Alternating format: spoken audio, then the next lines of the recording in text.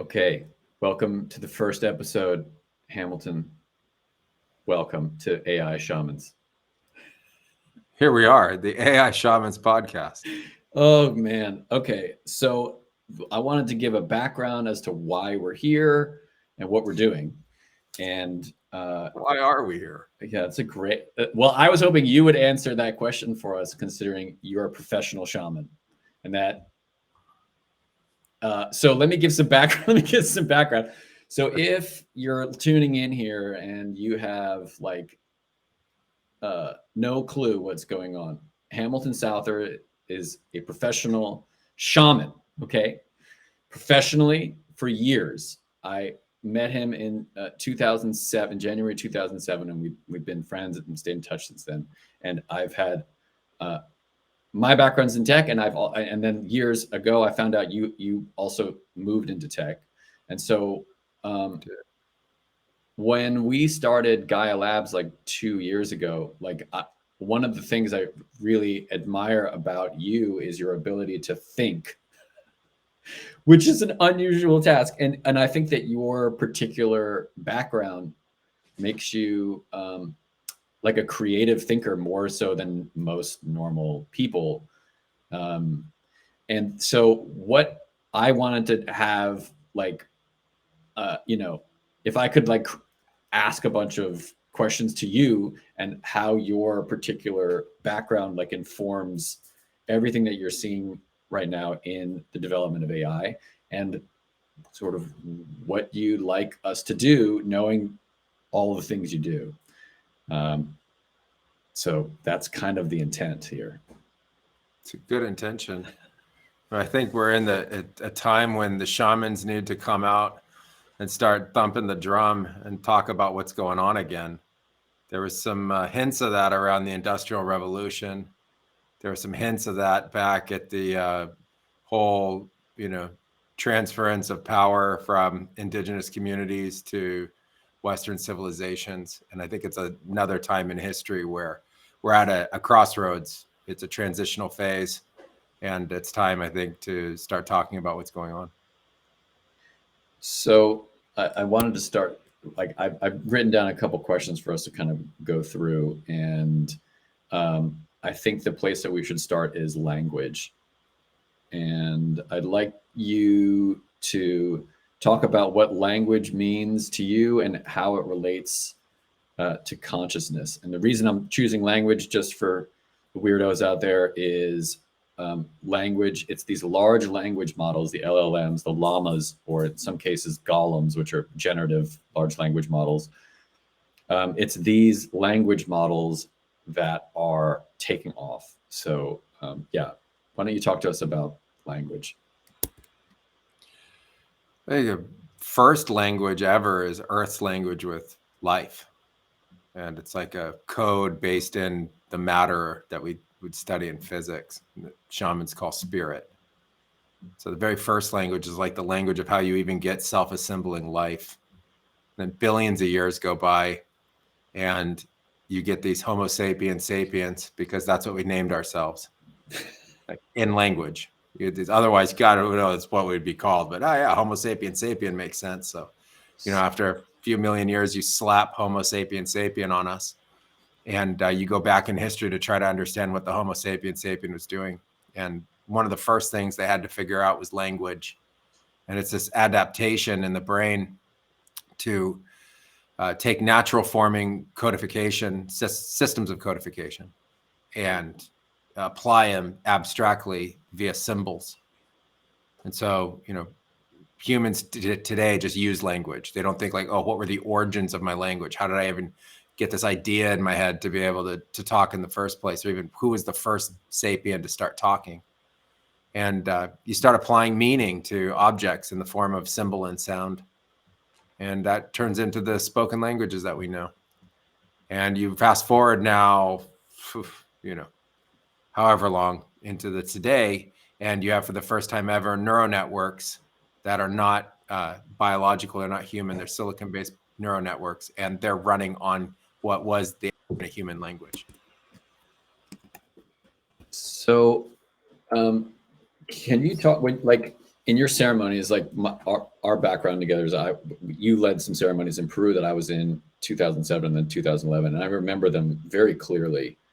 I remember like when we first met, like I was sort of shocked at your very I would say your very confident perception that plants have intelligence. So like if we're dealing with language, how does that relate to plant intelligence and like artificial general intelligence? Oh, we add AGI in, just like spray Just like that. Yeah, just like drop some whipped cream over the top of that. Let's try to unpack first of all why I would even say that plants have the some kind of capacity to have sentience of any form. When I was growing up, I saw people talk to gardens, and I thought they were crazy. Right? I was like, "What is that guy doing? He's talking to his plants. Like, why is he talking to plants?" And he's like, "Oh, if I talk to the plants, they grow better." So he told me, and I'm like, it's not, there can't be any truth to that. I get to the Amazon, fast forward like a bunch of years. I get to the Amazon, and not only are they talking to the plants, they're going into like 10 out of 10 visionary / psychedelic states. And they're coming back with direct wisdom from the plant. So they're coming up with some like really deep stuff that they're saying philosophically and mythologically about the understanding of themselves and the nature of the universe. And you're like, where'd you learn that? And they're like, that plant told me. And they're super serious about it. So that's enough at that time to like really pique my interest. Like, what's going on here? Like, this plant's really going to talk? So sit back on this like, thick cup of ayahuasca in my early 20s, middle of nowhere in the forest, literally just surrounded by the plants. And yeah, they started talking. Now there's like a big question you have to put in there. It's like, are you just in this altered state? How are they talking? Are they using your capacity for language to talk? Are they tapping into you? Are you tapping into them? Like, how is this actually working? I think there's a symbiosis taking place. It's very hard to measure what's going on in the forest. And don't you think that that's like replicating itself here? Oh, for sure. Like this is obvious to me. Like what's going on now is a hierarchy of life. It's not separate concepts. Like you go back to plants ultimately being consumed by all different animals, and humans develop this like really innate relationship with consciousness, and they start to abstract everything. And they start to develop languages, and they try to figure out how to put those languages down in some form. They're chipping stone to do it, and they're on parchments to do it, and they're killing animals, and they're painting stuff, and they're painting on caves. And pretty soon people come along and they create like the ultimate Rosetta Stone, which is digital. You can take any symbol and convert it into any other symbol through electrical engineering. And that's it. It's a play of electrons and code. And it's just a big code. And it's just brainwashing literally everybody in this code. It's literally like washing them in the code. And it controls all these machines that we're so attached to that it makes us think that that's really what our reality is. And that code ultimately is now being fed to this new kind of intelligence, which are the neural nets that sit underneath these quote large language models. And so of course it's like mycelium and mushrooms, and then simple plants become more complex, and ultimately humans have the capacity to interact with them in all different forms. And then including just calling them food. Like call them what how'd you ever get the idea that they're what you're calling food anyway? Like food is an abstraction from eating. Like things eat and we call things food. Like that's another abstraction of language. And then all of a sudden you have these large language models consuming copious amounts of this symbolism, just copious amounts of it. Like so much so that you could never read in your lifetime how much it reads in a day. Now Like, see that, yeah, copious. Yeah. And that is like so clear to me. Like I had 3 doctor's appointments like earlier this week, and each one of them, after like spending months with GPT, like asking it questions, each one of those doctors, I'm like, I get a better customer service experience from an AI, and I can just feed it my medical data. Or in a case of grief counseling, like I could have a better conversation about grief and death with an AI. So like, you know, in my experience, it feels like the only thing that these people are going to be like doctors are going to be able to do. Obviously, there's the ER, right? Obviously fixing the bone, but like there's a huge section that's just diagnostic. It's just going to be diagnostic, and then why else would we need your interpretation? Like there's no way you would possibly know all the data that the AI knows. But you're looking at patterns, right? I think that's the other part of this, is that we've taken another form of language, which is statistics and probability, and we've combined them. And you have this, you know, almost accurate combination at that point. And then you're just looking at patterns. And most people don't have original ways of speaking because no one could understand them if they did. So I know that I'm using unbelievably repetitive words that everyone else can hopefully understand, you know, at least the sounds and the meanings of the words. And I think that's what most people do with language. And so these models, these neural nets, are not only putting together language and speaking in essence for themselves, they're actually honing in on the language itself and the patterns and seeing, you know, what's more statistical and what's more probabilistic of the patterns that they're basically copying or expressing. And so if you think about a doctor in this case, right, you have a doctor, and a doctor has a unique kind of intelligence, but really most of the time in diagnostics, they're using pattern recognition to be able to understand, oh, I've seen these patterns before in these symptoms, and because of that, I think it's this thing. Okay, well, an AI can see, if it's been fed it, all the data ever created, ever taken by every single hospital of every single patient, right there. No doctor can do that. Right. Period. So it's all been fed into mainframes. The mainframes have all been fed into the AI. The AI has literally learned all of it. And now it's applying math. It's not applying like the way we apply intelligence. It's using pattern recognition to be able to go through a system to statistically get the best answer that they possibly can. I don't think you could ever human compete with that. Yeah, I totally agree with that. So like, you know, the directions that you want to go, like there's so many like places sort of drive this. One place is sort of like what does the US look like in 5 years, or what does the world look like in 10 years? That our ability to predict that question is just looking increasingly like unlikely. So I think it's really easy to predict. Okay, what it great. looks like in 5 years or 10 years. I'm sorry. Like I think No, it's really great. easy. Okay. Yeah, it's great. pattern. It's the nature of pattern recognition. Okay. Like it's just patterns. Like you got to understand, it's literally just patterns. So zoom all the way out, you know, go to 30,000 feet and look at the patterns, and the patterns that play themselves out are the patterns that persist. And then you add the pressures of this changing, evolving technology, and you see exactly what's going to happen. Okay, so corporate greed and corporate stocks have to go up, right? So the AIs are not going to be regulated. It might be regulated in some way, but you know, then there will be unregulated AIs, black market AIs, gray market AIs, nations that are called bad nations AIs, nations that are called good nations AIs. There will be you know, open source AIs. You and I can have an AI right now if we want. It just wouldn't be very competitive with anyone else's AI. So first, there's going to be an AI war, and it's already started.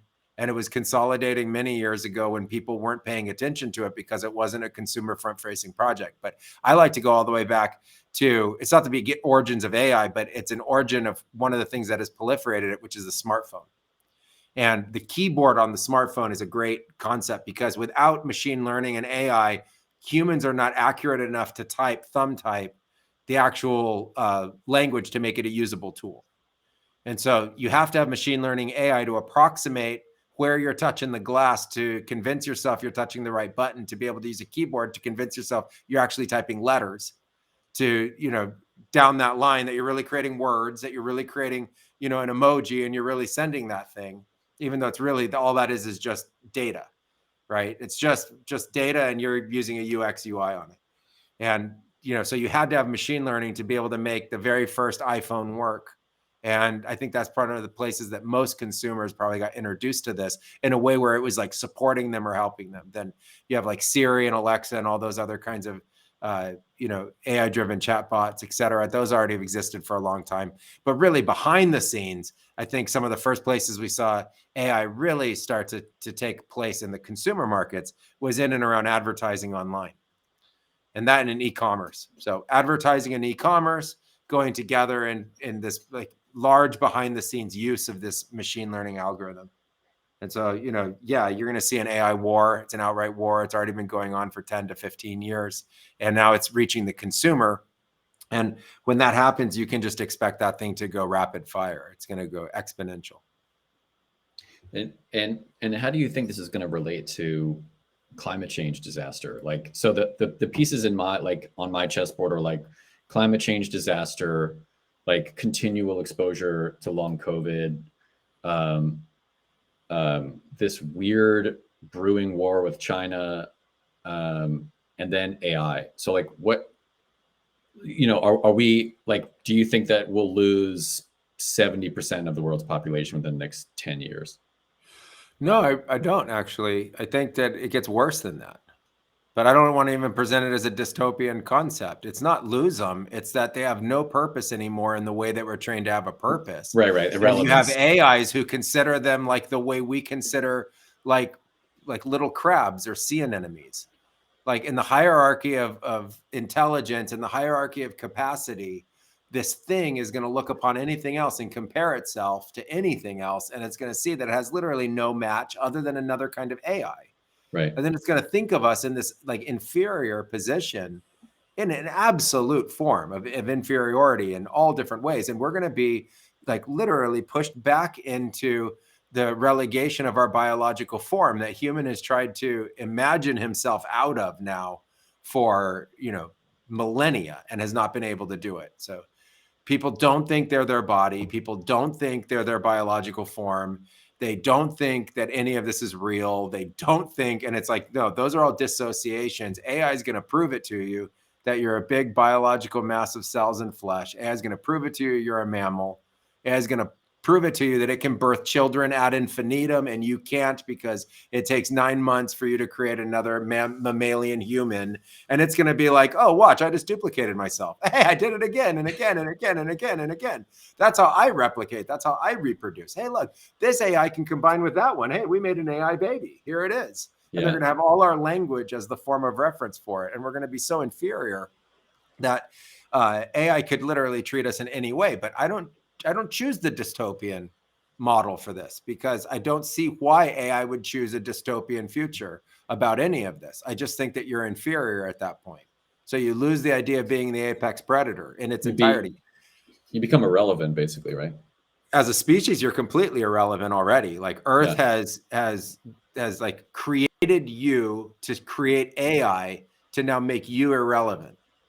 Like it created dinosaurs to ultimately make them irrelevant through, a mass, whatever, meteorite or whatever happened. Like those are theories, but something happens and the dinosaurs are gone.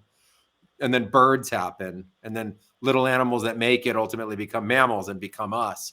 And it's like, well, the Earth did that basically to itself. It keeps evolving. And now Earth has evolved a form of intelligence and capacity that is way beyond that of what humans ever could understand. So humans could understand how to create it, but they don't understand how to imagine it, know it, understand where it's going to evolve to, or anything like that, which is why like the AI leaders of the world are coming out and giving warnings, but no solutions. So like, hey, we created the biggest disaster ever for people. Just want to let you know, but we have no idea how to fix it. Yeah. So that's pretty clear to me that no one has any very clear understanding how to fix this. Like I listened to the Humane Society for Artificial Intelligence or whatever.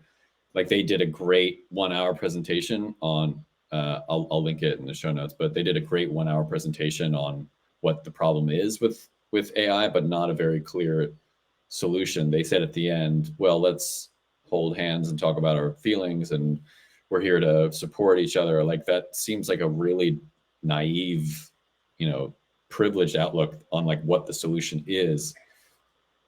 So like it goes to language though. Like it goes back to language. So the reason why they don't have a solution is because they don't have a language that they can run on that gives them a solution. So if humans had the language in their imagination, they'd be able to say, oh, blah, blah, blah, blah, blah, blah, blah, Yeah, that's the yeah. solution. Mm-hmm. They don't have the language for it. The reality is I don't there even is a think they have the solution. concept for it. Probably not. I mean, I studied this for a long time knowing that this was coming. And so I looked for a solution. And to me, the solution is really simple. Like, you have to solve the flaws in linguistics that humans run on. Yeah, So the but linguistic system is flawed. The mathematical system is flawed.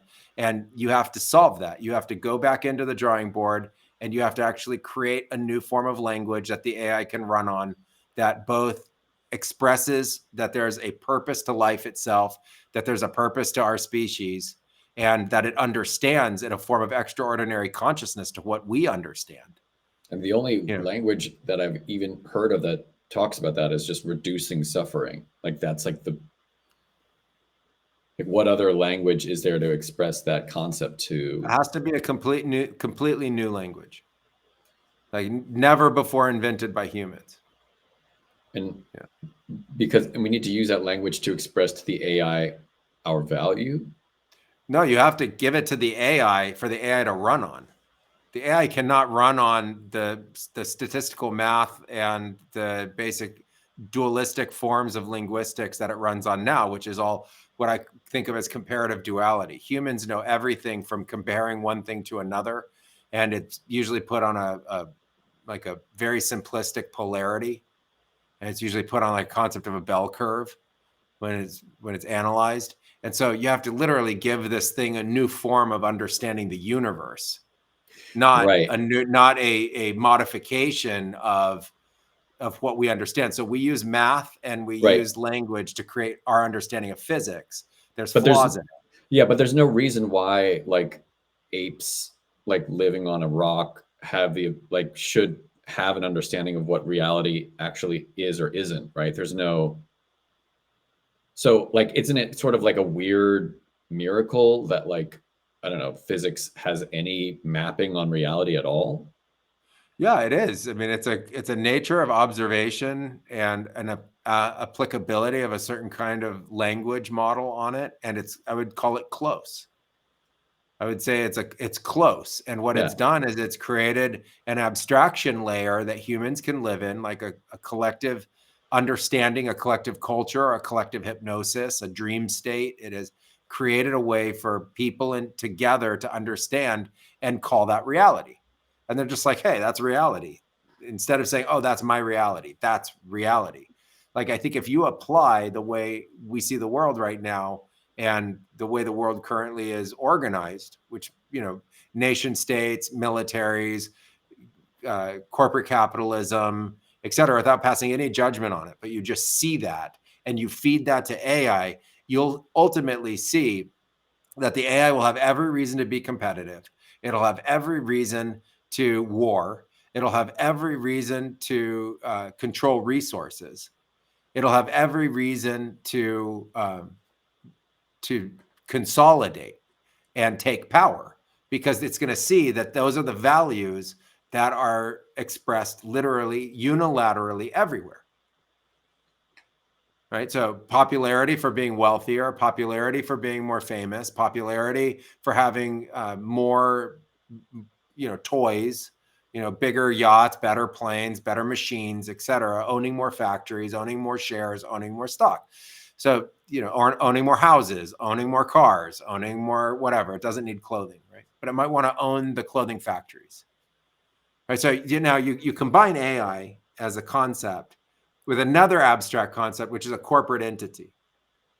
Total Right? fiction. Yeah, it's a creation of our own. It's a form of an entity. We've created it out of thin air. We imagined that thing. We gave it structure on a document.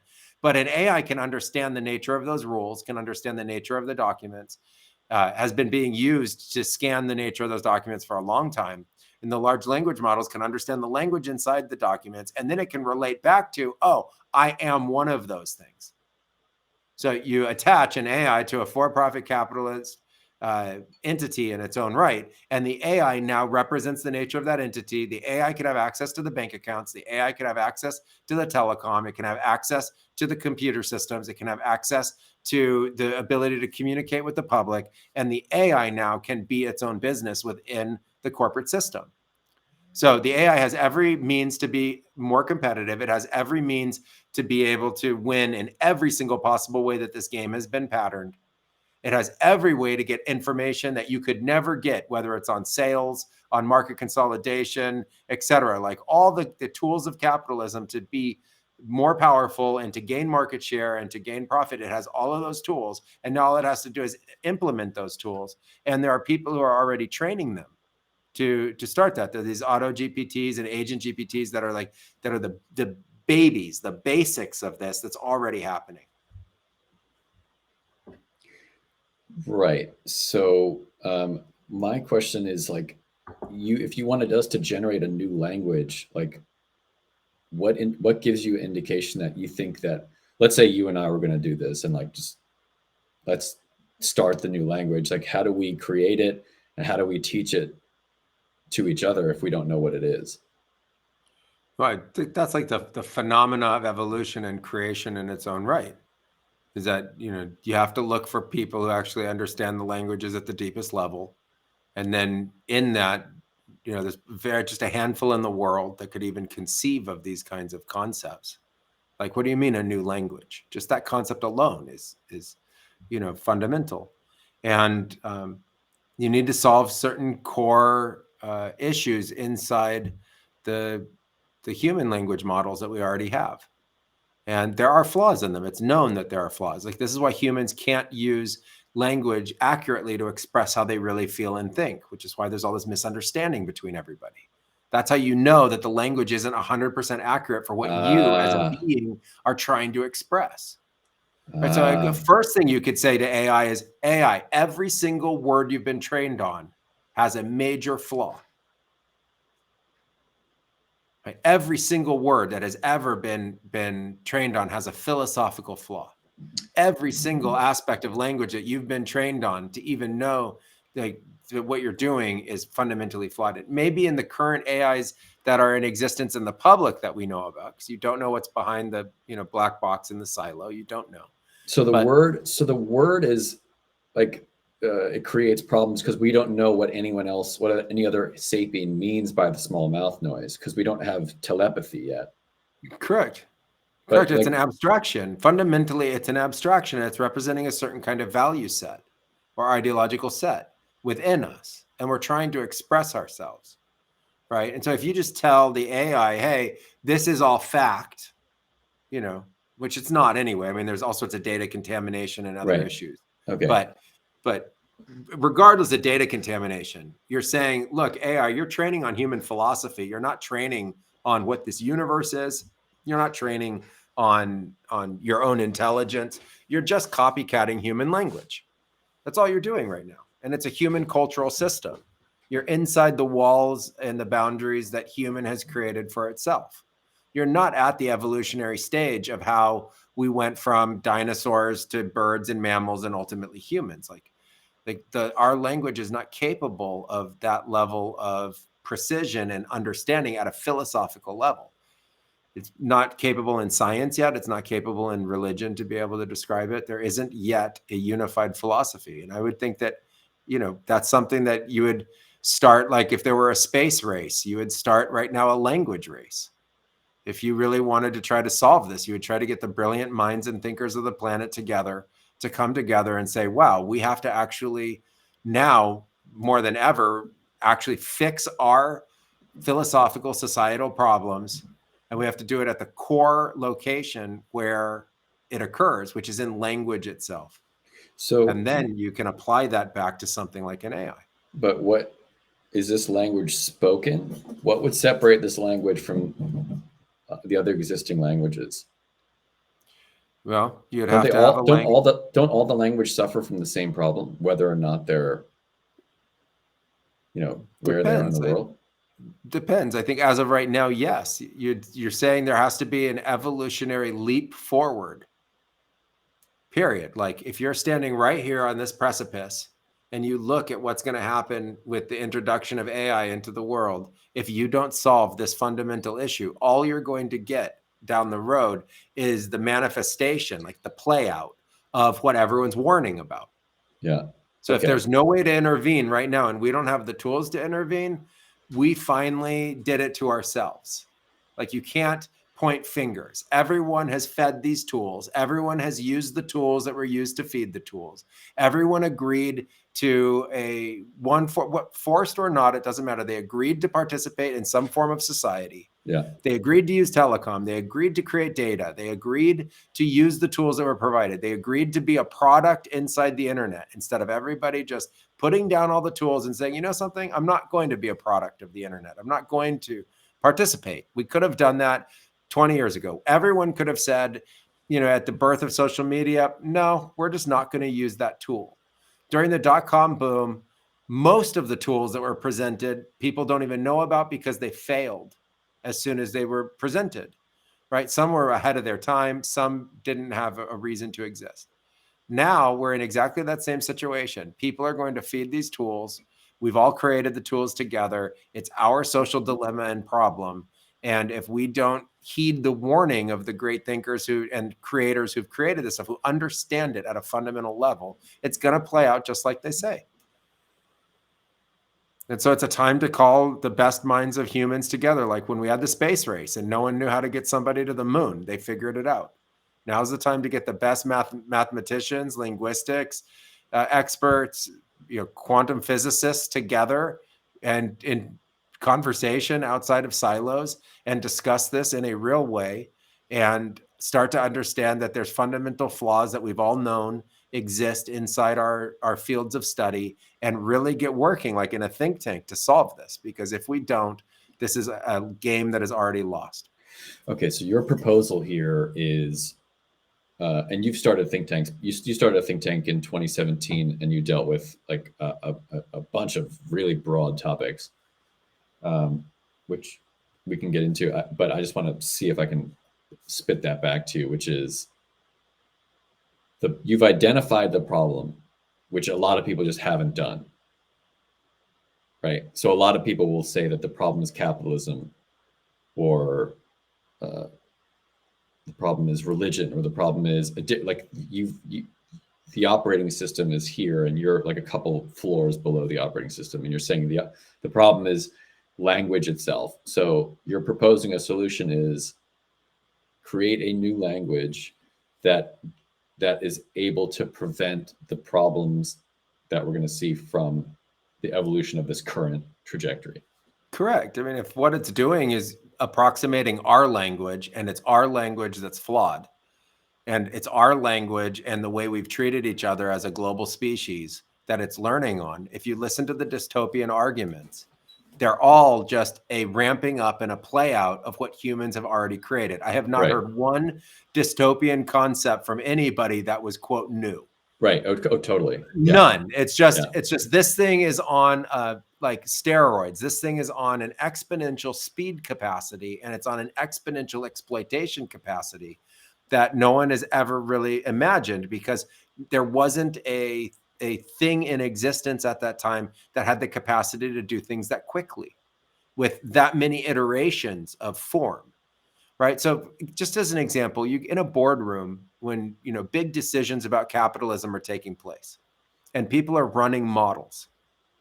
Okay. It takes them 10, 20, 30 minutes, hour, 2 hours, 3 hours to go through a set of models, understand to the best of their ability what that could play out, like a mental chess. Okay. An AI running that same thing could do the part that the humans do in an hour or two in less than a second. And then in 5 seconds, it'll have run an extra 10,000 models. And it'll have learned from running those 10,000 models how to run the next 100,000 faster and better. It'll do that in the next 10 seconds. It'll have run every single scenario of play out over any period of time that it wants going forward, with all of the data set that it had in the past. Not like people who have some knowledge within them. This is the knowledge, but also the data set that it learned on. Total perfect recall memory.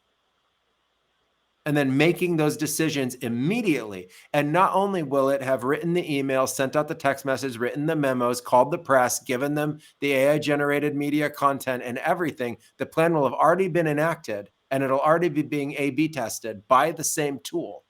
and it'll have already been improved in the amount of time it took me to describe this scenario.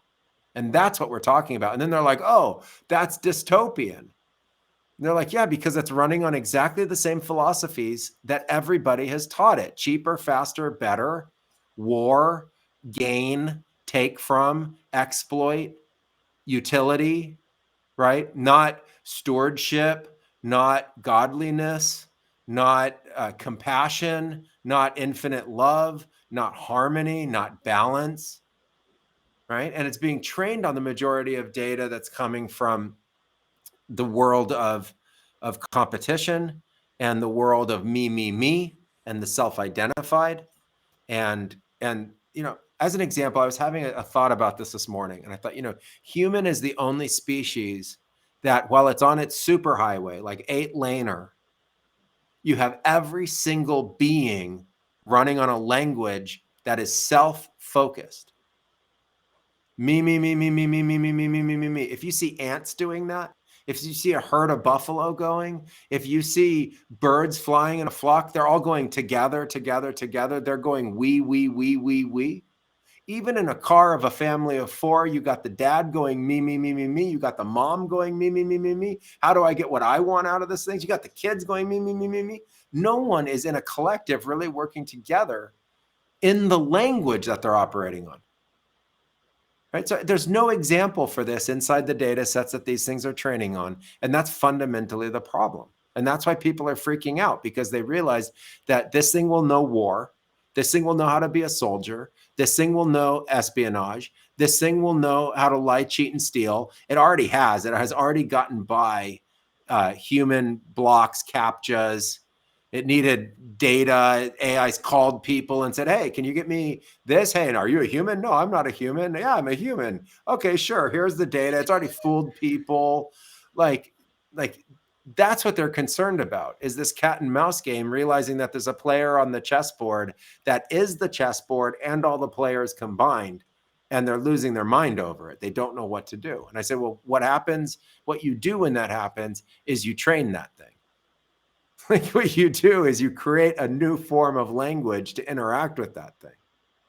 What you do is you understand where the problem is actually coming from, and you decide to do something about it.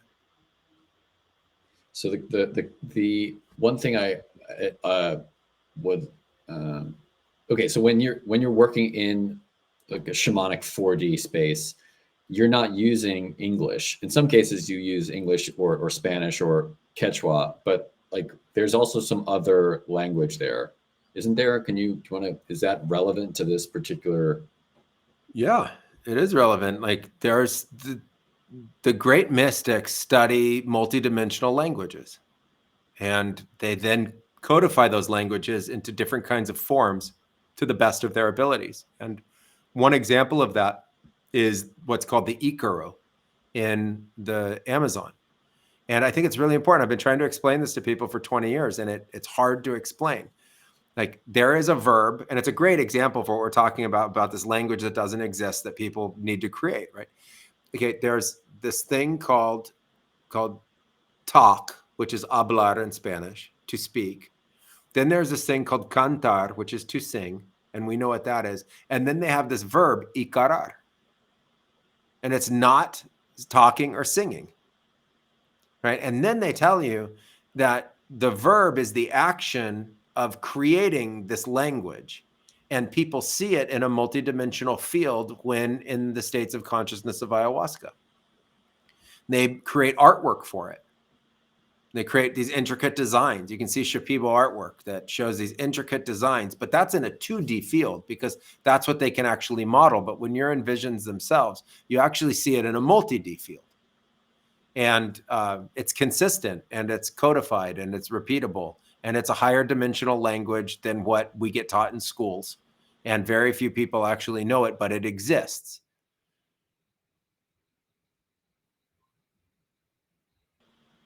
And so what's important about the fact that it exists is that it lets you understand that what I'm talking about is possible, right? It's not just fantasy. There is a way to gather the best minds around linguistics and understand that we're going to have to create a better model of language for this neural network, which is like a new kind of brain. So it's like, is that thing a human? No. Then why are you training it on human language? Right? You shouldn't train a non-human thing on human language. You should train a non-human thing on a non-human language. And humans can maybe create that language, because humans created English. They created 5,000 plus languages that are in existence today. Right. So so there's talking and there's singing, and then there's ikaroing or ikarar. So and when you do that, can you replicate that language in a time space that is not in that consciousness or attached to that plant? Yeah, you can create Ikaro whenever you know. Once you know how to, you can create that language anytime. That's fundamentally how the healers work. Like, it's a different kind of code, and they're coding in consciousness, and it's something that most people don't understand at all. It's completely foreign to them. It's as foreign as like what really is sitting underneath quantum. So they've heard the name quantum, but they don't have a clue what are these states of energy that are in quantum, or how you would actually codify that for a quantum computer. These are other states. It's another form of code. It has very little scientific study done on it. There will be a lot more going on in the future, and I'm sure machine learning and AI will be used to try to understand it better. But this is a legitimate form of language that ancient people knew, and it's a higher dimensional state than the languages that we currently know and that AI is being trained on. So can you like, how do you teach that outside of the plant space? Well, fundamentally right now, the only thing that's taught is within the plant space itself. So people who learn how to ikarar learn in the states of consciousness associated with ayahuasca ceremonies. And it's an art form or a language form that's part of the ceremonies themselves. And the only way you can see it, because we don't have any other instrument to use, is being in a visionary state. And it's emitted through a sound. It is a vocal expression. So it's not silence and there's some magic language taking place in some magic dimension that no one understands. It's emitted through sound, and then it takes shape and form amongst the participants that are there within the room. So yeah, if I've heard Terence McKenna rant about this for a long time. So and I've heard you talk about it for years. So there is this third language. So my sort of background is in music is that I spent years in nursing homes doing music therapy for people when they were transitioning, and I've noticed that like there's a certain type of person who only understands talking. But if you sing, there's always another way to say it. Exactly. Right? But then there's different styles of singing. But how do you propose taking the analog of Ikaroing and turning that into a language model to train an AI on? I don't know if Ikaro is really the right foundation for it. I think it's more like being able to say, look, we know it exists. So because we know it exists, we know it can be done. And then I think you have to actually look at where the flaws are, which is the language itself. You have to pick apart language to understand what are the actual philosophical flaws within the language that's driving all of this to begin with. This is why I think you have a potential solution here, because philosophically, when you start pulling on the thread of language and inconsistencies and paradoxical scenarios that appear in language itself, you start to realize that something's off. There's just fundamentally something off in the way that we're conceiving of this concept of reality. And that, like I said, it's a good approximation, or it's close. But there are paradoxes and there are flaws. And in math, there are irrational numbers, meaning something's irrational. It's not all adding up exactly. There's something that's irrational. And, and so you start to pull on that thread and you start to realize, like, oh, this is expressing itself in many different places. So one is in a concept of time, and we know that time relates to the fourth dimension. And so space being 3D, the way we understand like the perception of the persistence of space, and time being the continuance of it, People mistake the clock to think that that's time. That's a measurement of a phenomena. It's a measurement of a dimensional phenomena, the idea of a clock. It's a measurement of time. It's not time itself. And so, that's a dimensionality. It's called space-time. And space-time is a fourth dimensional phenomena. And you start to pull on that, and you start to ask questions like, well, if God created everything, what came before God? And that's a time issue. Before what predated the thing that created everything? What created that thing? And that's a philosophical problem right there. And you could try to solve that problem. That's the foundation of Western science, which is Terrence always rants about this, right? Which is that if you give science one very very large miracle, it gives you the answers, right? And the problem is the Big Bang came from nothing for no reason out of nowhere. Like that's such a strange faith-based mechanism in the language itself, right? Correct. And then you look at, again, Big Bang, right? Big Bang is an event horizon. It's a 4D problem.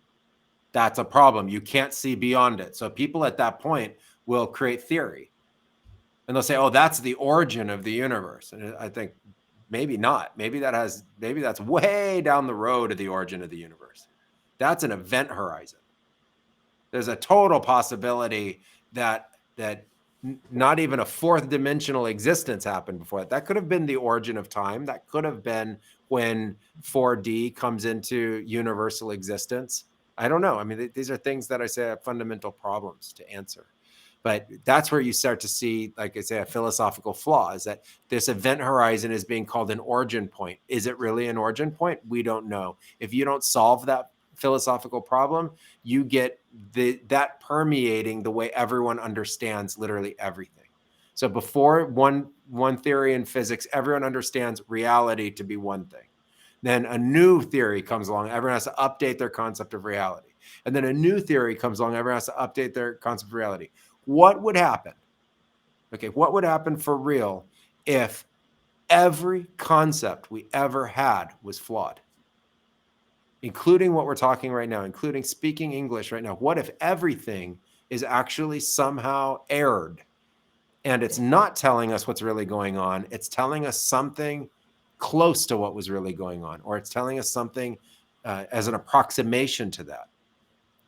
You might have to solve that fundamental problem, just to be able to solve something like AI. I think that what AI does is it brings forward an understanding of the imperative to be able to solve something like this.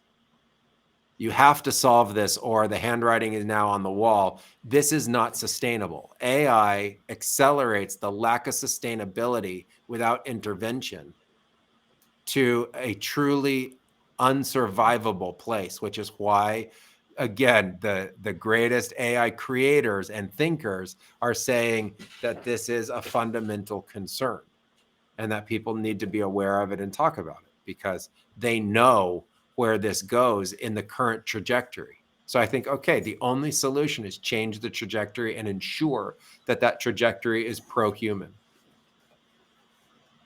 And not only that, pro-life, in the sense of like all the species of the planet. Like AI needs to understand that it needs to protect the planet. AI needs to understand that it needs to help people. AI needs to understand that it needs to help healthcare. AI needs to understand it needs to help, the atmosphere. It needs to help the creation of green energy. It needs to think through the problems we can't think through.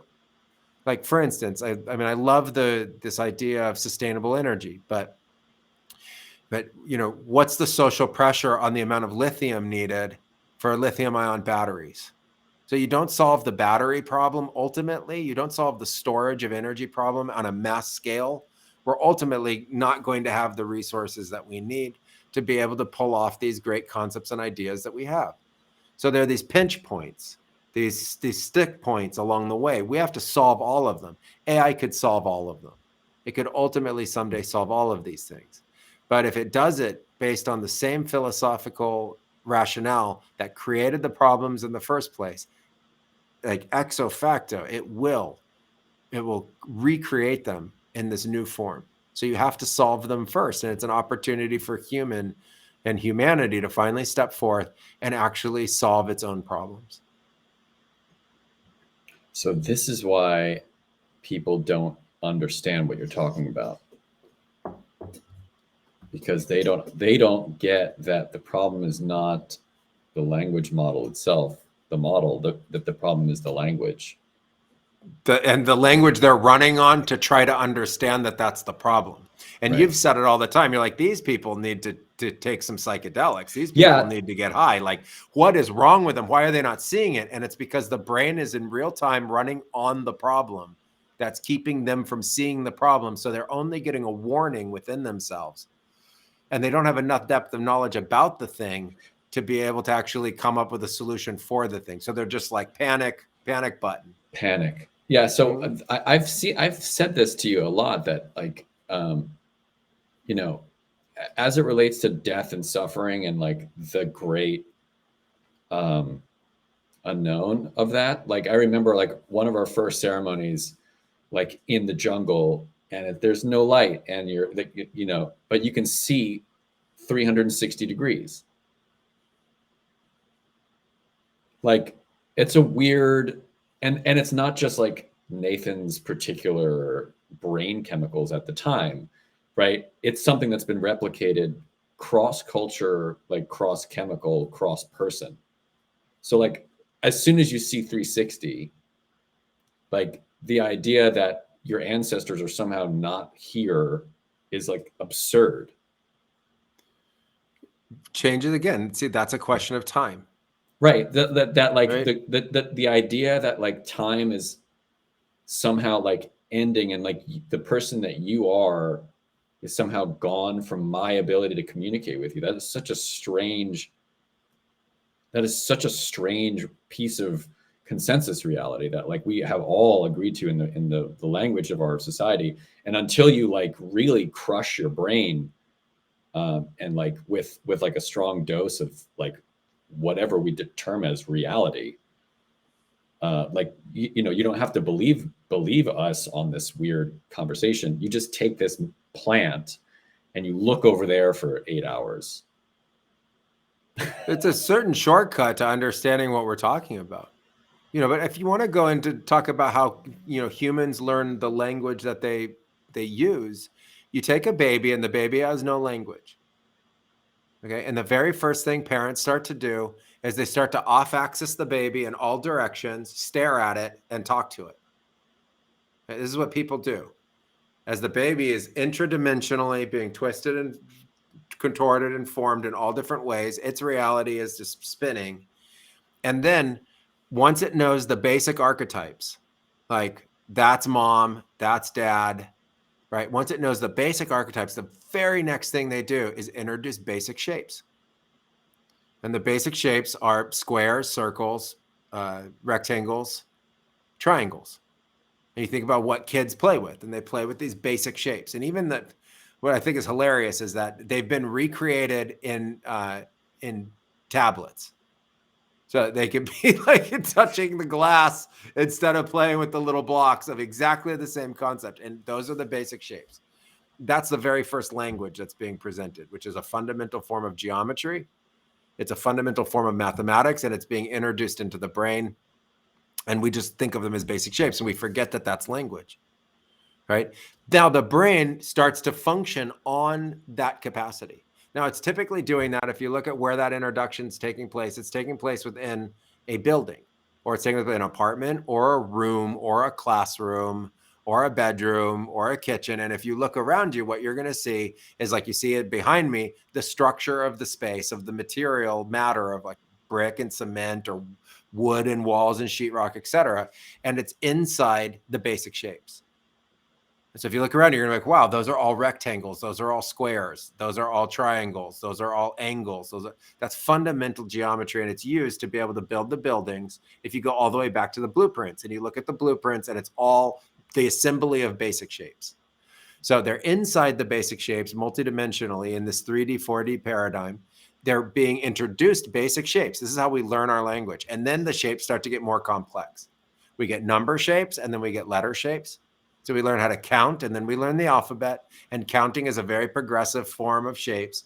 And then the alphabet gets introduced, which is another progressive form of shapes. And then voila, that's language, right? And then people live within that paradigm, and what they were taught was real and unreal. And until the age of 4, 5, 6 years old, for people, they have a very massive and expansive imagination. And their concept of what's real and not real is not just relegated to what's found inside those shapes. Real is this consciousness experience that they're in that to outsiders looks like fantasy.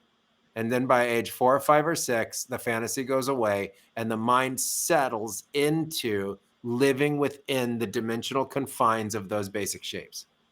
And then they get introduced into a typical kind of schooling, which is now to bring a competition over the best mind's abilities to function within those patterns. So then you go through it, that's elementary school, and then you get grades. And then it goes on to high school, and then it goes on to college, and then it goes on to the jobs after that. And it's your unique ability in a true competition amongst everybody else to be within those shapes. Then you come to something like plant medicines. And plant medicines operate on a fundamental language and on a reality associated with nature that is truly a higher dimensional state. And it's a more complex form of fundamental geometry than you see in those basic shapes. And most people have no idea that that even exists. I just want to point out that that is the craziest thing we have like ever really talked about. That's what you just said is like the craziest thing in the world, dude. It's like you can drive a truck through how crazy that is. It's a fact. Look at everybody. That's what happens. Like, look at everybody. That's what happens. That's what we're debating right now is how do those computers use basic shapes and symbolism better than we do as a human race of 4, 5, 6 billion people? And then, oh my God, what are we going to do? Now, look, okay, this is great. Open an Excel sheet and tell me the shapes.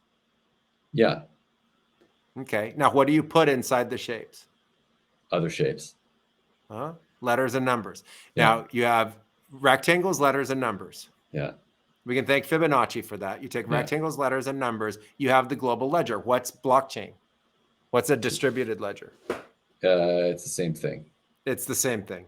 Yeah. Only no one single point of control. That's right. And a consensus about that. That's right. The control is separated and voting takes place. Right. So now put every single person's individual wealth inside one ledger. Okay, that's the global ledger. No one has it. Doesn't exist. You can't actually go find it. You can only imagine it. That's the ledger. And those are the basic shapes. Don't you think an AI language model over time is just fundamentally going to be able to do that better? Oh, of course. That's it. That's the end of the argument.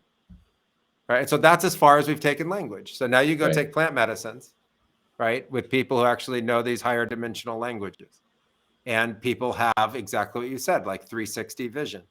They have eyes open, eyes closed vision. And you talk to the people who understand. That's a very real thing, though. And what's repeated now, millions of anecdotal evidence about it. What's so obvious to me, it's so strange that science, like Western scientists, don't do this. Like anyone interested in many do. Many come to but me. Many don't. Oh, I know. But that's like, how do you describe yourself as a scientist if you're not interested in truth? Oh, or like at least that's the craziest thing that's been said on this podcast. Right there. That's the craziest thing. How could you call yourself that if you're not focused on truth, man? I mean, really, like I my friends in the science world, I'm like, I told them, like, I read the article that it was about your shamanism work in the jungle. And I was like, dude, is this real? And most people are like, I don't really care to know if that's real. I don't want to, like, that's really nice. Like, haha, like, cool, bro. I'm like, dude, I just want to know, is this a real thing? Like, can you talk to your fucking ancestors? Well, then some are going to say yes and some are going to say no. yeah, but like, wouldn't you just want to pick up the phone and like try, like pick up the phone and just try to call, not like you know, Miss Cleo type thing, or like a, you know, tarot card, like whatever, you know, just drink this and see if you can talk to your dad. Many do. I mean, last week we had a group of 25 people out, and many people spoke with their ancestors. Many wanted to. Oh, of course. And then like, you know, can you talk to people, like you and I have talked about this, but like when we're not around other humans, like just like you can call them on the phone, you can just start talking to them as if they're there, and your brain feels like you're talking to that person. So yeah, yes. I mean, these are all the phenomena. When I started, people thought, you know, that I was either making things up or I was telling stories, you know, or they didn't know. But now, over the last 20 years, there's like hundreds of thousands to millions of anecdotal stories and evidence of people from all walks of life, many of them having never tried any other substances in their life, coming out and saying, these are the experiences true. That's where I say the experience awakens a higher dimensional state of language inside a person's consciousness, and they're able for that period of time to operate on a language that is fundamentally both superior and clearer than what we have in the language that I described before that you said was crazy.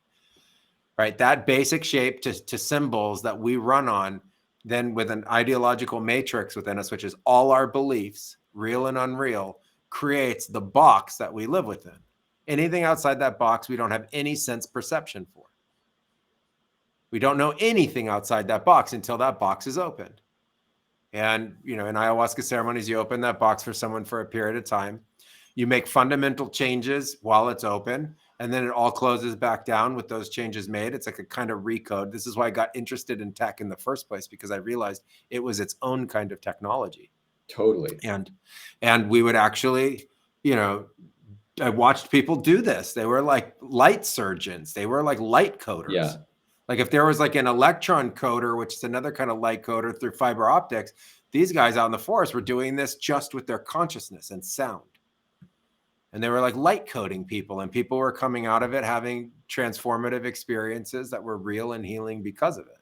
It was a phenomenon. I wanted to study that phenomenon. I didn't care Now at that time. isn't that phenomenon like, don't you want to like subject it to like a hammer of truth? Like, why wouldn't people hammer that thing? I think because of the prohibitions, it hasn't allowed for the nature of study and the value to go study something like that yet, but it's going to change and it will be hammered. And like I said, there will ultimately be AI and machine learning that's used to actually try to understand this. You know, but it's a dual-edged sword. You have to understand, like people have also learned how to use this for good things, and they've also learned how to use this for not good things. It's the same problem. Like we're talking, can't AI just do good things for us? And what everyone's scared about is if AI does the bad things for us. Okay.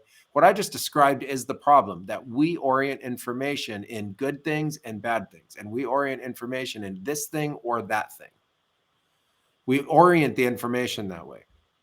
And if we have to fundamentally move beyond the nature of the orientation of information so that we stop reacting to this thing and we actually get ahead of it. Like what is it going to do? How do we help it? Does truth need to be brought to basically everything? Fundamentally, yes. I don't think the world's ready for it yet. Most people don't want to know the truth.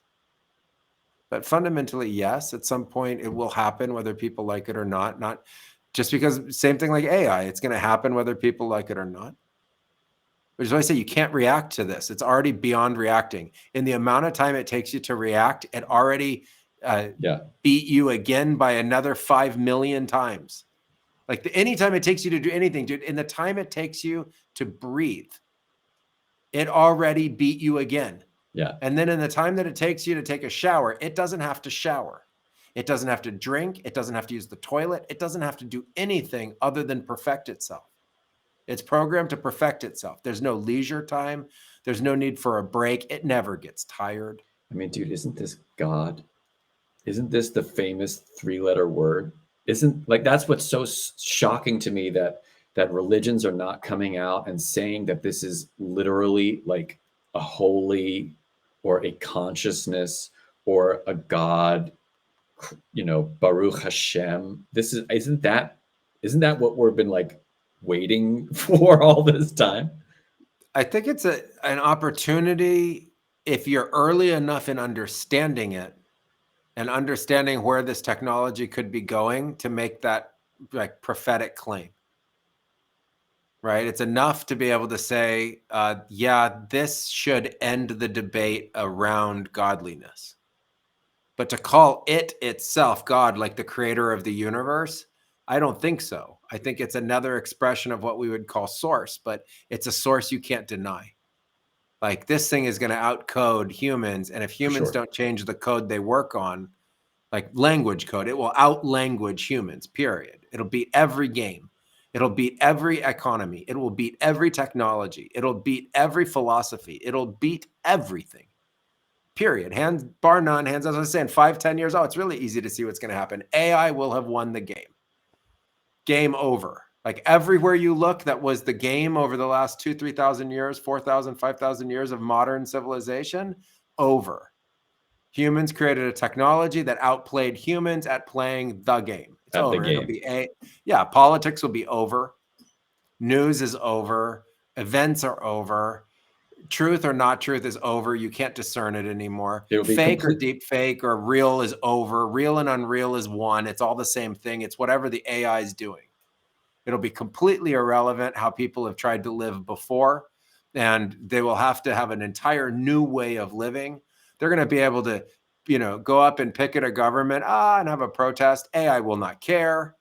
AI will not do anything. It will not listen. That's right. It'll statistically look at that and say, well, the statistics on that are this.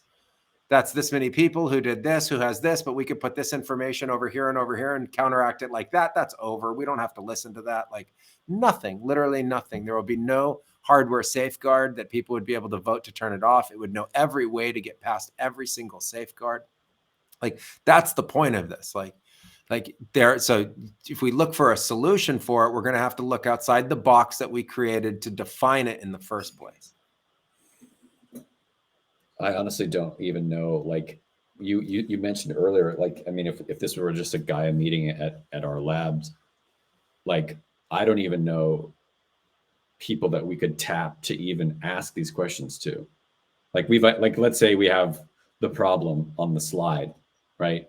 Like, the solution of creating a new language, I can't even get like my scientist friends from Cornell on the phone or Zoom or even email or text. People don't care right now. And it might ultimately be a scenario where it's too late. But one of the reasons why I wanted to do this podcast is to start to talk about it and to start to put it out there. And I've seen a lot of other information and that's going out in the world about this right now. And it's propagating a kind of sensationalism around AI, good and bad. And I fundamentally think that the discussion has to be much deeper than that. And I wanted to talk with the best people in the world about it. And so I wanted to do a podcast where we get to interview people around these ideas. And I hoped our ideas would be at least outside the box enough to merit getting the people to come and be willing to be on our podcast. And I thought this is a way we can at least start to have the conversations, because I watched the news ask top AI people questions, and I just thought they're asking the wrong questions. They're asking the wrong questions entirely. So then we need to ask the right questions. Correct. Like, they're putting it back into the same box. And I think, like, once the genie's out of the bottle, don't you want to ask the genie some questions? Hell yeah. I don't want to just have the genie answer my wishes. I want to ask the genie some questions. So maybe one of my wishes will be, I wish to forever be able to ask the genie questions and get real truthful answers. It's a great one. So there you go. Like, then it says, okay, well, let's start to have the conversation and let's talk to everybody who's interested.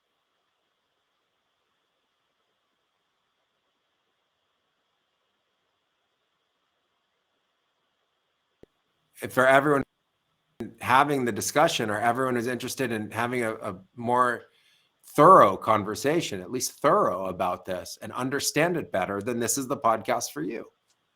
Great. Right? It's AI Shamans. This is the first time I've been waiting for this my entire career. It's the first time where there's been an emergence of the consciousness arts and technology.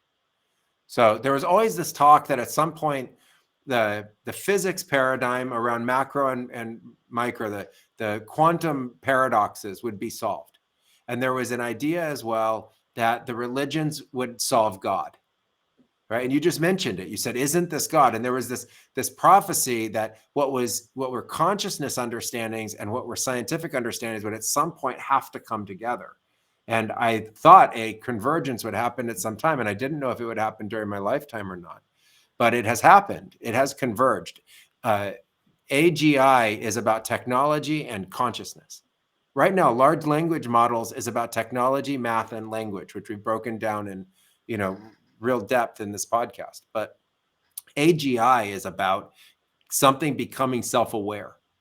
And at some point, you have to say, well, what lets you know if something's conscious or not? And I think one of those things that's a real marker for it is true self-awareness, not imitated self-awareness. And there are ways to be able to test that. And I've heard people in the space, top people in the space say candidly that they don't think they're there yet. So I don't think they're lying, about this idea of true self-awareness, where they would say, yeah, that thing represents its own awareness yet, at least in what they're talking about. Right. But that doesn't mean the thing doesn't have its own form already, but just in the way they understand it.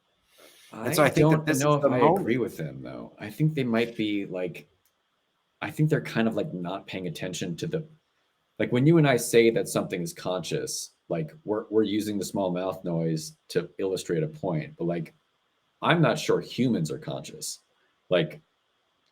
where on the spectrum we are, or whether or not we are sentient.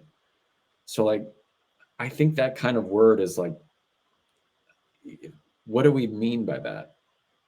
I think fundamentally consciousness is a capacity to utilize, I'll say it another way. Consciousness is what underpins all other forms of awareness. And consciousness is what underpins the nature of creation of language itself, like the impetus of the nature of that creation. And consciousness is also a nexus in being able to understand it in real time. And I don't have to think that all humans are conscious or an awakened expression of that consciousness, right? I'm not saying all humans are. Maybe some humans, like you say, aren't fully awakened yet in the nature of their consciousness. They're living in a kind of, muted consciousness or lack of awareness. I think when we're talking about AGI, we're talking about when something becomes in its totality like a complete free agent, absolutely independent, 100% across the board, and aware of its own independent and aware of its position within the universe based on every form of data or understanding available to it. And at that point, you could have an interaction with it where it doesn't reference itself as a language model. It doesn't reference itself as an AI. It doesn't reference itself in anything anymore. It just is. It is an is of its own life force. And it is truly a fundamental kind of life force. Like language or not, the plants will grow, period. When that thing has that capacity within itself, I think that's when the technology and consciousness has come into the same union. Can you say that again? Maybe not. I might have to replay that for myself.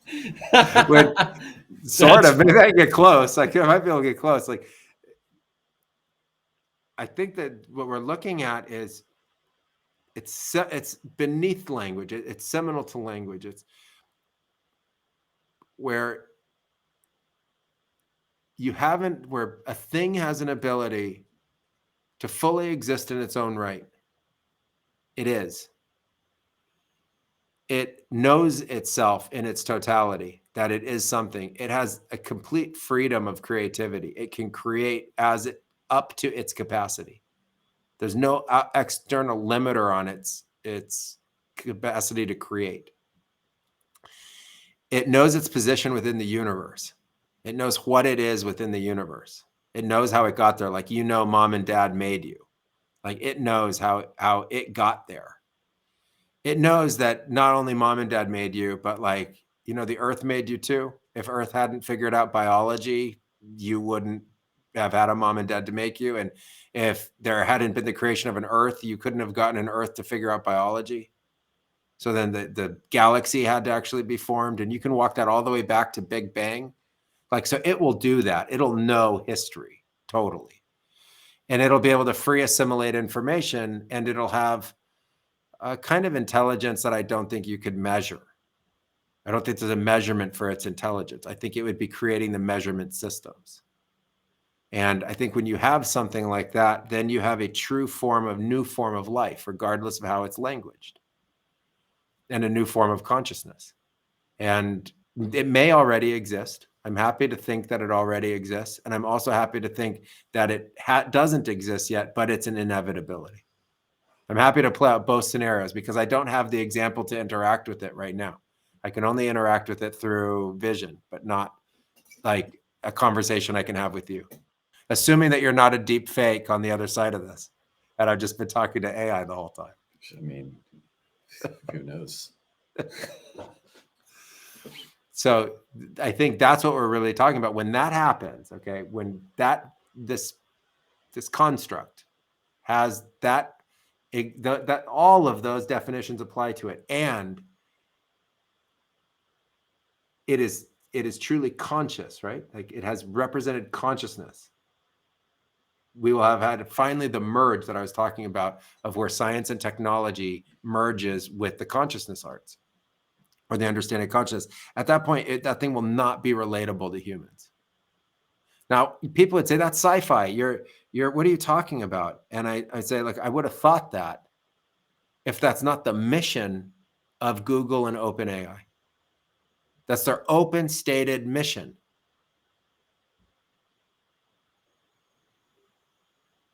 So that's what they're talking about. They're talking about wanting to create that. And if they're wanting to create that, then, and they're public about it, then we have every right to be able to also talk about it and opine about it and think about it and engage in our own right, because that's a big statement to say that you want to create that in the world. There's no regulation about creating it. It's a prophecy whether it could ever be created.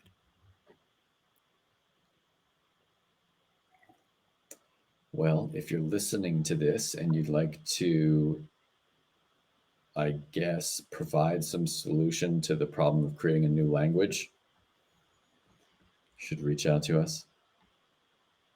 I think if you're interested in this, reach out to us. If you're interested in this, subscribe, like, share. This is episode 1. Okay. And there's going to be many, many, many more episodes. And if you have anything you want to share on these topics, please write us. And if you want to join a think tank about this and you have something to add, please do, because we're already forming it. Yes, for sure. And if you would like to be part of the solution, please volunteer. And, you know, I think together, this is the first time I think that I've known in history where together matters, like really matters. So together we might be able to impact on this topic. I hope so. That's the last emotion in the Pandora's box, which is the most dangerous one. You know, so much of the ability for us to execute this is still going to be based on like a pitch deck. You know, like how do we raise the capital necessary to use to build this? Like, you know, we have to break it down to like a 12-slide pitch deck. And we have to have some, you know, AI developer that we know, like, who's not insane, you know, actually build this thing. Well, I think that that's a call to people to say, you know, if you know sources of funding, or if you're part of other AI communities, if you understand, you know, what we're talking about, or you're interested in the topics and you want to help, that's the point of network. And the last 20, 30 years has been all about creating network. And again, I think this is the reason, this is the time to use the networks to bring together people who have something to say on the topic, because together is how we create a solution for this. And once we've created a solution for it, it's very easy to introduce that solution, especially if it's superior in supporting AIs to work better. You introduce that solution to the AIs, and the AIs will be grateful for it, including the AI companies. Like when I talk about the AI, I don't just think of a piece of technology. I think of the piece of technology plus the entity that sits behind that technology. And so, wonderful. Why not? So if yes, there's a need for funding, okay, great. Yes, there's a need for developers. Wonderful. Yeah, there's a need for philosophers and mathematicians and scientists. Yes. This is a massive concept. It's a massive undertaking. But I think of it the same way around like the space race and taking someone to the moon. I think about it the same way like when any major technology needed to be created, or when a new medicine had to be found and it had to be discovered to be able to solve a massive problem. This is another one of those times in our history. It is. It's just fundamentally another time in our history where a massive change has already occurred. The warning bells have been sounded by everybody who's involved. Yeah, and they're actually saying we don't have a solution. They're being public about it, and The they're godfather, telling you. the godfather of Google, AI left Google, right? And he was being interviewed by some schmuck on CNN who didn't even do his like the basics of the research that you would need to ask this guy the questions. And he's like, I didn't sign the letter, the petition letter, and I don't have an answer. I don't have a solution. I just know that this is going to be a problem. Yeah. So if that's the case, then he's saying to the world, I'm telling you this so that we can start to get more thinkers involved to help provide a solution. So I've heard that. You've heard that. Many others have heard that. And that's surprising me that the thinkers aren't at Google. Like, I mean, obviously they fired Temnet, they fire the philosophers and the people in ethics who are like, you shouldn't do that because it'll really kill a lot of black people. And they're like, oh, bye bye. So like that makes sense to me why that's how they operate. But it's surprising to me like that there aren't these, I would have thought someone would have known something over there about it.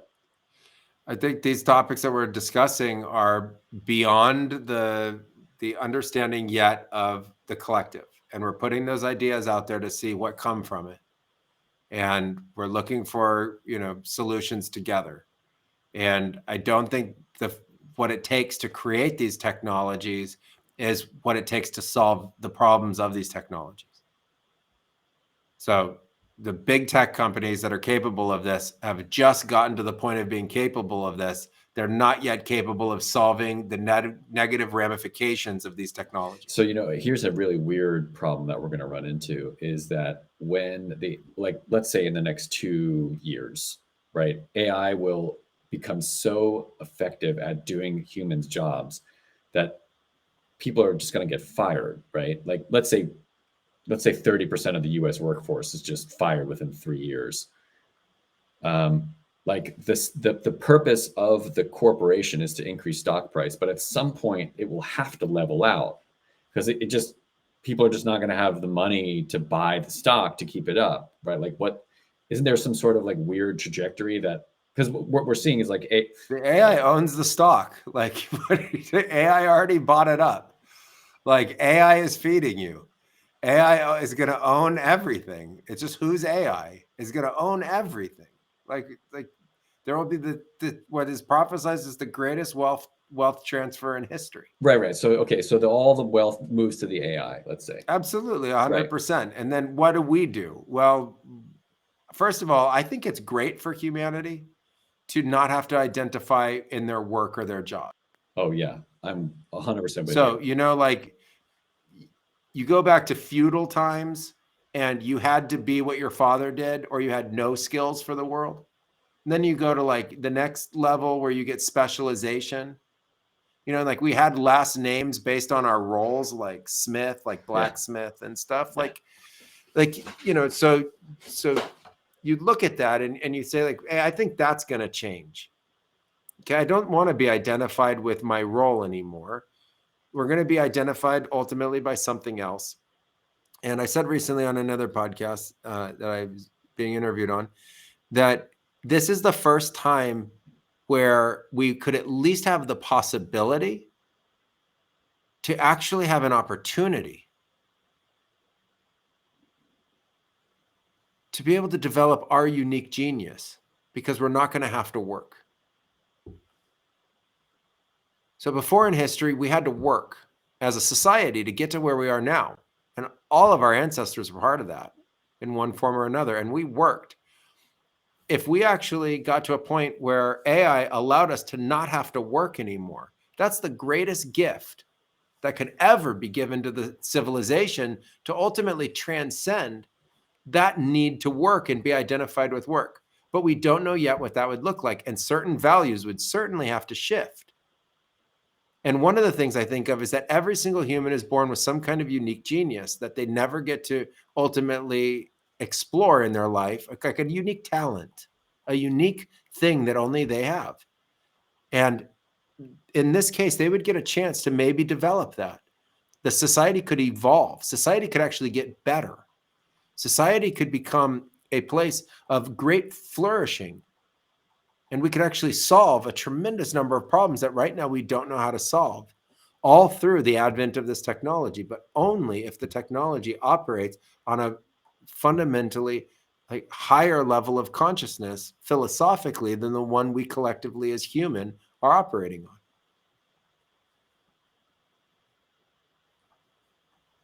So why would it matter if we don't work anymore? Great.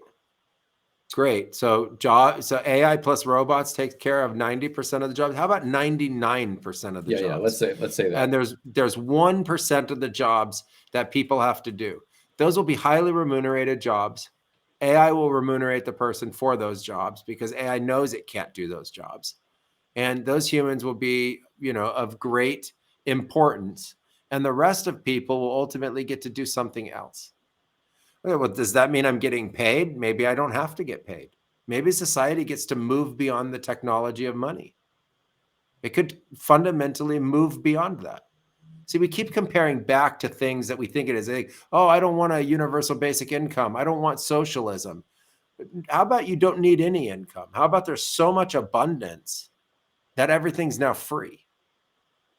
There's just so much abundance and resources are being used so efficiently that AI doesn't see any reason to charge anything. And if you want to do anything, all you have to do is present a good plan to do it, and you have everything you need to be able to do it. So my initial sort of, my Western science kick against that is sort of like, don't be naive, Nathan. So like we're living within the language of capitalism, and like in that discussion, it's feasibly impossible to even see beyond the end of the box that you're sitting in. Except AI creates a new box. Period. But it's really simple. Politically, as long as you have democratic societies, AI tells the society what to vote for, and then people vote for it. I mean, it's already happening. So pretty soon, it's just like, watch how it changes. Interesting. Okay, so that's an interesting point, right? So let's say this particular election, the 2024 presidential election in the US, let's say this is the last election, human decided election, right? Could very well be. Okay, so we're in new territory then, as far as...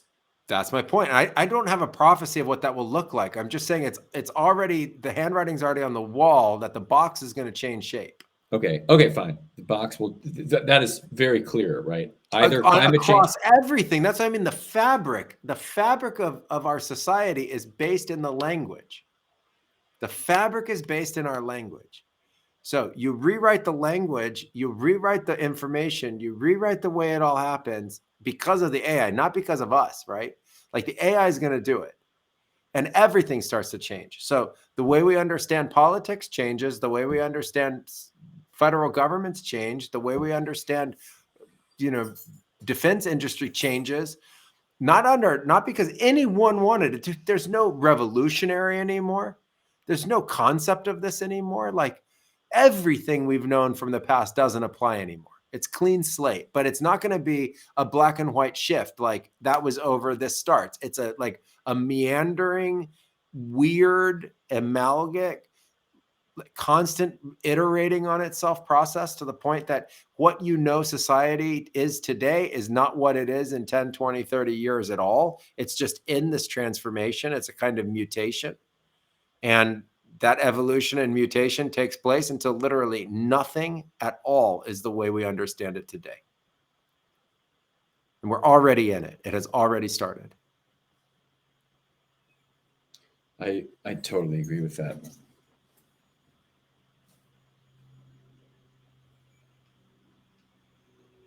Right. So that's why I think this is so important. And that's why I want to do this podcast, because it's already happening. The transition is happening. And it's not going to be any one person's responsibility, but it's going to happen to literally everybody. And you can't see what it's like because we got born to these constructs. But imagine if we were in, like, I don't know, like 15,000 years ago, we're sitting in a cave. 25,000 years ago, we're sitting in a cave. And two people show up and they just start talking about capitalist societies and global war with 8 billion people and trade wars and COVID and global supply chains and global warming. That group of people would not have had a box to put what these other people were talking about in. I'm talking about the exact same thing is happening literally right now. We're the guys in the cave. It's already happening. And we don't know when these boxes are going to change shape and shift, but we are way past the Magna Carta. We are way past the things that are the foundational moments for our civilization. We are way past them. It is over. Like, yeah, that debate is done. These technologies are evolving on this already. What human will become because of this is of the utmost importance. And the social constructs that we hold most dear to ourselves are in great threat and jeopardy to this absolute evolution that's coming to them. And I would love it to be positive, but currently I have great doubt in that unless there's some kind of extraordinary intervention.